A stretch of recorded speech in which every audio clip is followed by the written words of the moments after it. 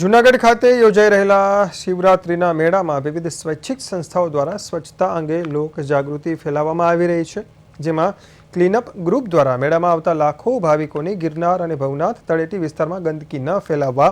પ્લાસ્ટિકનો ઉપયોગ ટાળવા અને પર્યાવરણને સ્વચ્છ રાખવા અપીલ કરવામાં આવી રહી છે. સાથે જ નરેન્દ્ર મોદીના સ્વચ્છ ભારત અભિયાન અંતર્ગત પોતાના વિસ્તારને પ્લાસ્ટિક મુક્ત અને સ્વચ્છ રાખવાની પ્રતિબદ્ધતા જાળવવા સંદેશ આપવામાં આવી રહ્યો છે, જેને ભાવિકો દ્વારા સરાહના પણ મળી રહી છે. અને સ્વચ્છ ભારત મિશન આપણા માનનીય શ્રી વડાપ્રધાન સાહેબ નરેન્દ્ર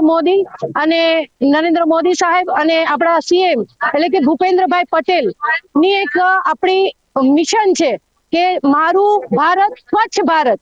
તો એ દિશામાં આપણે આગળ વધીએ, આપણે નવયુવાન સાથે જોડાય અને જ્યારે આ શિવરાત્રીના મેળામાં 10 થી 15 લાખ જેટલી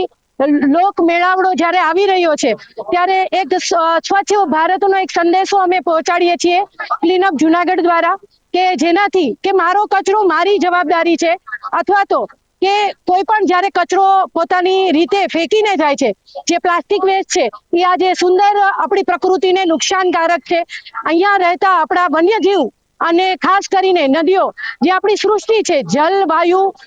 અગ્નિ, આપણે 5 તત્વોથી બનેલા છીએ ભૂમિ. તો આને સ્વચ્છ રાખીએ અને વધુમાં વધુ આમાં લોકો જોડાય અને પ્રેરણારૂપ બનીએ કે આ જે આપણો ગિરનાર છે એને સ્વચ્છ ગિરનાર તરીકે આપણે અતિ ભવ્ય મેળાનું આયોજન જે કરેલું છે એને